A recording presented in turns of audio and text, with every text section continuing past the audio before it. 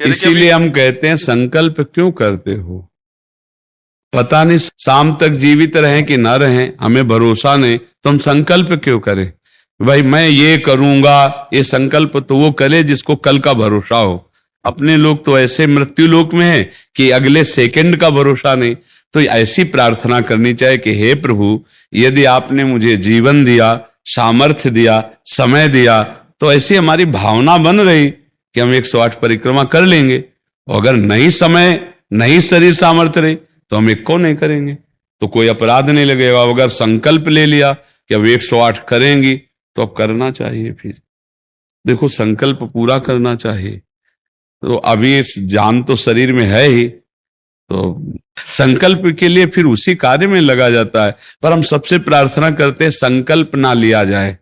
कभी कोई अगर नियम लेने की बात हो तो ये जरूर छूट दे दे कि हे प्रभु, यदि हमारा स्वास्थ्य ठीक रहा, हमारा जीवन रहा, तो हम आपके ऐसा कर लेंगे। और अगर नहीं रहा तो आपने कोई संकल्प किया नहीं, तो पाप नहीं लगेगा। ऐसे थोड़ा अपराध बनने की होती है कि 108 की वो तब होता है जैसे कोई डील करते हैं ना, गोवर्धन महाराज मेरे पुत्र का नौकरी लग जाए, मैं 100 परिक्रमा करूंगी, तब जाके थोड़ा सा ऐसा ज्यादातर होता होगा। ऐसे भक्ति मिले ऐसा तो कम ही होता है। हाँ, तो करना चाहिए, फिर हमें लगता है करना चाहिए। पर अगर समय के पधार गया तो फिर कैसे कर पाएगा? मृत्यु लोक है और मरण धर्मा शरीर है, तो मुझे तो भरोसा 1 मिनट का नहीं अपने शरीर का कि 1 मिनट ही अगला जिएगा कि नहीं जिएगा। इसीलिए संकल्प विकल्प करने का अधिकार ही नहीं है। पता नहीं शाम तक जिएंगे, क्यों भाई, पक्का है किसी को? पता नहीं शाम तक जिएंगे कि नहीं, तो हम क्या संकल्प करें? हमें तो यही कि प्रभु जैसे चलावे वैसे चल रहे। परिक्रमा करवा दिया, परिक्रमा करने बैठे बैठे राधा राधा जप रहे, मांग के खा लिया, भगवान के भरोसे बाबा जी। ऐसे गृहस्थी में अपने धर्म कर्म किए, जब समय मिला तो परिक्रमा कर गए। अच्छा, प्रार्थना करना स्वामी से कोई गलत बात नहीं कि हमारे बच्चे की नौकरी लग जाए, हमारा काम बन जाए, जरूर करो। भगवान से नहीं करोगे तो किससे करोगे? करना चाहिए। पर ये करके कि हमारी कामना पूर्ण कर दो, हम इतना करेंगे, फिर बंधन हो जाएगा। हम इतना क्यों कहें, तुम्हारी परिक्रमा करेंगे हमारा काम पूर्ण? स्वार्थी हो क्या?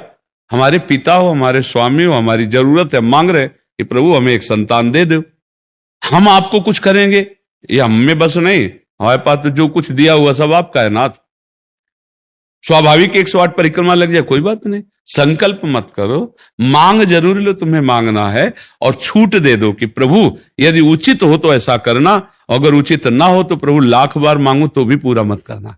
ये भक्तों की मांगे होती हैं, ये सत्संगियों की मांगे होती है कि नाथ मेरी आवश्यकता तो है, पर अगर आपको उचित लगे तो आप दे देना, और अगर उचित ना लगे तो मेरे मांगने पर भी आप ना देना। ये जब ये बात बनी रहती है कि जितना नाम जप होना चाहिए उतना नहीं होता, उतना, ये बात तो हमारे में भी है।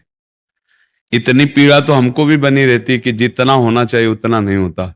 इतनी पीड़ा हम अपने गुरुदेव भगवान में भी देखी। एक दिन उन्होंने कहा क्या बताएं, जीवन निकल गया, छक के नाम जपने को नहीं हुआ, रात दिन मंत्र में नाम में लगे गए, रात दिन 10 वर्ष समीप रह के सेवा में रहे। तो देख, बोले क्या बताऊं, पूरी जिंदगी निकल गई, छक के नाम जपले को नहीं मिला। तो भगवत भजन करने वाले में भजन की इतनी भूख बढ़ जाती है कि रात दिन भजन करने पर भी उसको ऐसा अनुभव होता है कि जैसा होना चाहिए वैसा। यही अखंड भजन बनाता है, यही अखंड। पर इस अखंड भजन होते हुए भी रोना आएगा कि प्रभु मुझे भजन करने की रुचि दे दो। यही भजन, असली भजन का ही फल है। भजन करते हुए भजन की इतनी भूख होना कि भगवान से भजन ही मांगना कि प्रभु मुझे भजन करते। अभी वो भजन नहीं होता जैसा प्रेम से होना चाहिए। हर एक महात्मा को, हर एक भजनानंदी को अनुभव होगा, और ये अगर हुआ तो भजन अखंड होने लगेगा। क्योंकि हम जिसकी पीड़ा महसूस करते हैं उसको हम भूलना कैसे बर्दाश्त कर पाएंगे? तभी वो अखंड स्मृति कर पाता है। और जो संतुष्ट हो जाता है भजन में, वो भजनानंदी नहीं होता। जो भजन में असंतुष्ट और भोगों में संतुष्ट रहता है वही भजनानंदी कहा जाता है। अपनी बात कहते हैं, मुझे तो गुरुदेव ने संभाला, नहीं तो साधन भजन हो रहा था और वो अहंकार जनित था। जब गुरुदेव ने कृपा करी तो हमारे अहंकार को चकनाचूर हुआ। तब ये बात समझ में आई कि गुरु कृपा से मोक्ष मूलम गुरु कृपा।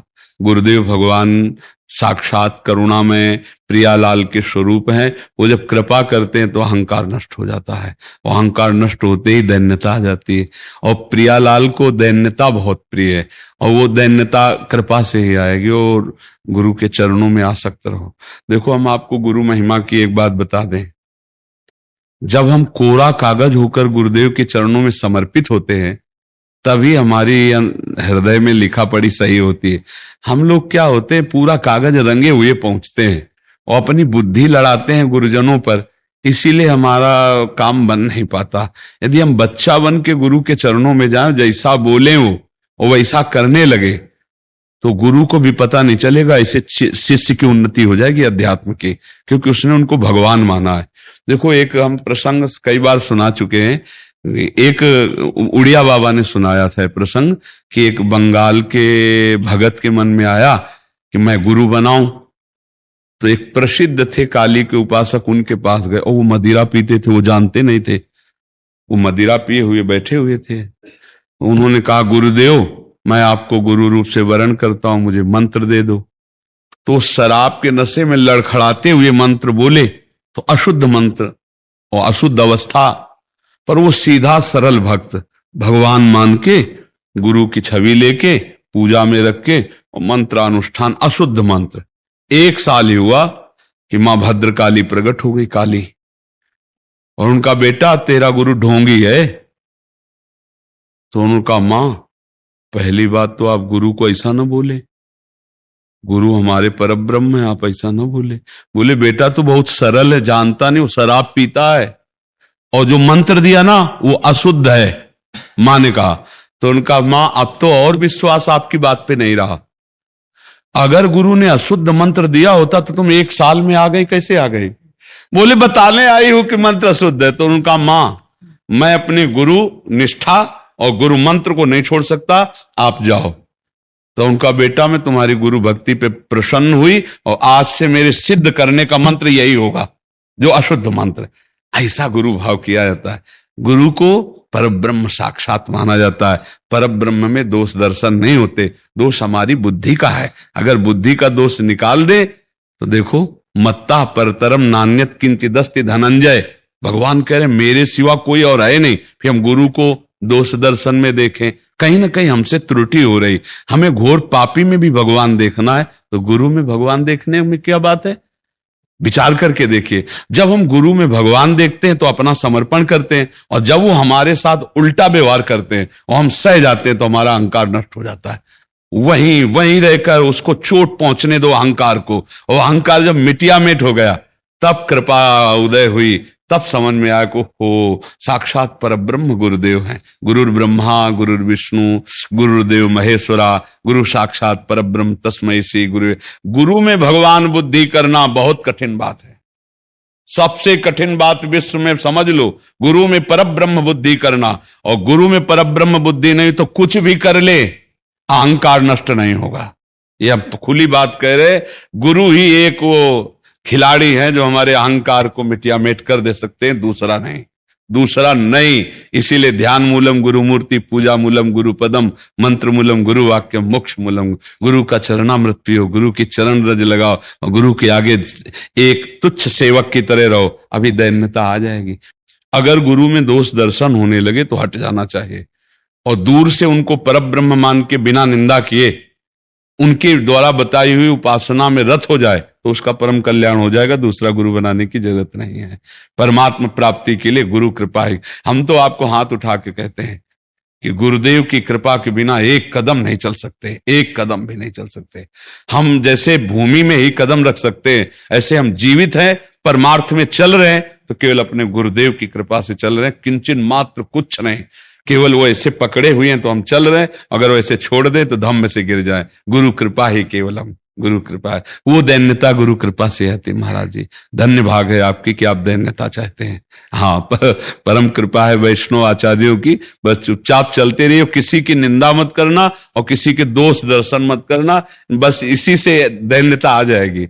और दैन्यता में रोना आता है, जैसे अब आपका है दैन्यता में रोना आता है कि मुझ जैसे अधम पर इतनी कृपा श्री कृष्ण की, महाप्रभु की, गुरु की, तो वो हृदय निर्मल होता चला जाता है। जब रुदन होता है ना प्रभु के, उसमें इससे ज्यादा और किसी तीर्थ में नहीं पवित्रता है जितनी रुदन में पवित्रता है। हाँ, रुदु सुश्रम राजन कृष्ण दर्शन लालसा, जब अपने प्यारे प्रभु के लिए रोना आता है तो हृदय निर्मल, तार तार निर्मल हो जाता है। और कबीर दास जी कहते हैं कि बिन रोए किन पाइया प्रेम प्यारा अमित, कबीरा हंसना छोड़ दे रोने से कर प्रीत, बिन रोए किन पाइया प्रेम प्यारा अमित। पर भगवान की 3 प्रकार की लीला है, एक है सृजन और एक है पालन और एक है संहार, और तीनों लीलाएं होंगी, पक्का होंगी। जैसे सृजन जरूरी है, पालन जरूरी है, ऐसे विनाश भी जरूरी है। तो देखो, इस शरीर को कहा गया विनाशी और इस लोक को कहा गया मृत्यु लोक। तो भाई देखो, जो जन्मा है उसका शरीर छूटेगा, जो हमने कर्म किए उसके अनुसार हमें भोग मिलेंगे। अब हम भगवान से भजन के बल से, उनके प्रार्थना के बल से हमको क्षमा याचना करवा सकते हैं। तो अपने पुत्र के लिए, अपने कल्याण के लिए, अपने परिवार के कल्याण के लिए, समाज के मंगल के लिए भगवान का नाम जप करे, भगवान से प्रार्थना करे, दूसरों को सुख पहुंचावे, धर्म पूर्वक आचरण करे तो निश्चित मंगल होता है। हाँ, बहुत अच्छा है। देखो, यशोदा मैया स्वयं भगवान लाला के रूप में आयला तो गौ की पूंछ से झाड़ना और ब्राह्मणों को बुलाकर स्वस्ति वाचन कराना, दान देना, मेरा लाला कन्हैया सुरक्षित रहे। क्योंकि बड़े बड़े आक्रमण हुए ना, पूतना है, तृणावर्त, अघासुर, बकासुर, तो मैया घबरा जाती थी कि दुनिया की बलाएं हमारे लाले के पीछे काहे पड़ी। और अच्छा, मां को अपने पुत्र का महान स्वरूप दिखाने पर भी दिखता ले, क्योंकि मां है ना, उनको तो लगता है मेरा लाला है, तो बार बार वो परेशान हो जाती थी। और स्वयं भगवान की रक्षा के लिए भगवान के नाम का प्रयोग किया, केशव भगवान बाजुओं की रक्षा करे, ऐसे करे, ऐसे। तो हमें लगता है भगवान का नाम जप और धर्माचरण, दूसरों को सुख पहुंचाना, और इसका फल मेरा पुत्र सुरक्षित रहे, मेरे पुत्र की बुद्धि शुद्ध हो, मेरे पुत्र को कभी विपत्ति ना हो। तो ये देखो, मां में बहुत बड़ी सामर्थ्य है। अगर मां तपस्या और पूर्वक अपने पुत्र को चाहे तो अजर अमर बना सकती है। मंदालसा मां ने यही कहा था, मेरे गर्भ में जो जीव आएगा उसे भगवान से मिला के रखूंगी, उसे भगवत प्राप्ति, और ऐसा ही किया। देखो, गांधारी जी ने जे भी सुना कि धृतराष्ट्र हमारे पति होने वाले वो अंधे हैं, तो पट्टी बांध ली। जब ये समय आया कि अब युद्ध होगा ही पक्का, तब गांधारी जी ने कहा, बेटा मैं तुम्हें बहुत प्यार करती हूं, तू मेरा बेटा है, पर भीम के सहयोगी श्री कृष्ण तू मारा जाएगा, इसलिए जा, तू नग्न होकर मेरे सामने आ जा, मैं पट्टी खोलती हूं, तेरा शरीर वज्र का हो जाएगा, मृत्यु ही नहीं होगी तेरी। अब भगवान तो भगवान ही है। अब वो आ रहे थे नंग धड़ंग दुर्योधन, तो भगवान ने देखा उनका, अरे यार तुम इतने बड़े होकर बच्चों की तरह नंगे घूम रहे हो। तो उनका मां ने कहा, बच्चे हो, कम से कम कमर तो ढक लो इतना।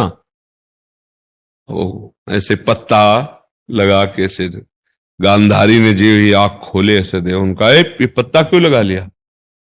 उनका, मां तुम्हारे सामने नंगा कैसे आऊं? अरे उनका, धोखा कर दिया तूने। अब जितनी दृष्टि मेरी पड़ गई, तेरा शरीर वज्र का हो गया, गदा या किसी भी प्रहार से नष्ट नहीं होगा, लेकिन तू कमर से मारा जाएगा। यही से कमजोर हो गया। क्योंकि और भगवान अपने भक्त का प्रण पूरा करवाने के लिए जब द्रौपदी को दिगंबर करा रहा था ना, ये सभा में लाभ जंगा ठोक रहा था, तो भीम ने यही प्रण किया था, इसी जंगा को तोड़ूंगा। अगर भगवान भक्त की वचन रक्षा ना करते और वो पूरा वज्र का शरीर हो जाता तो तोड़ नहीं पाते। इसीलिए भगवान ने, तो मां में कितनी सामर्थ्य है। आप देखो, अधर्म युक्त चल रहा है, लेकिन मेरा बच्चा सुरक्षित रहे, आंख की पट्टी खोली, पतिव्रता, तो वज्र का शरीर कर दिया। तो आप अपने पुत्र को अजर अमर अविनाशी बना सकते हैं साधना और भजन के प्रभाव से। नाम से परम गति होती है। राधा नाम का एक हमने पद सुनाया था, अगर सत्संगी जन होंगे, रोज सत्संग सुनते होंगे, सुनो। राधा नाम है जीवन हमारा, राधा नाम प्राण आधार है। ये पूरा पद, राधा नाम ही हमें प्रेम में निकुंज में पहुंचाएगा। आखिरी पंक्ति है, निकुंज तक पहुंचा देगा राधा नाम। तुम्हें चिंता नहीं करनी। राधा वल्लभ श्री हरिवंश जपो या राधा राधा जपो,